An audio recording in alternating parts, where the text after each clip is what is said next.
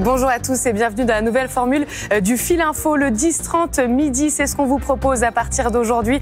Pour ce Fil Info exceptionnel, on va parler évidemment des conséquences de la tempête Gérard. Elle a balayé, vous le savez, le nord-ouest de la France. Vous voyez cette carte, 22 départements sont toujours en alerte orange.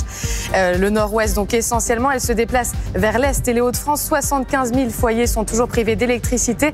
Et ce ne sont pas les seules conséquences. On voit ça dans un instant avec Sébastien Thomas. Les recherches se poursuivent en Ukraine, à Dnipro, pour tenter de trouver des survivants. Des frappes russes ce week-end ont touché un immeuble résidentiel. Au moins 36 civils ont perdu la vie. La stratégie de la terreur continue.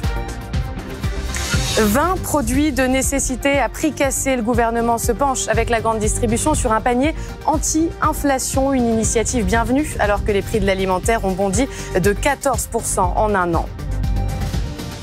Et puis l'État n'en fait pas assez pour le grand âge. C'est en tout cas le constat de la défenseure des droits, Claire Hédon. Elle rend aujourd'hui un rapport alarmant, une fois encore, sur des signalements pour maltraitance des personnes âgées dans les EHPAD.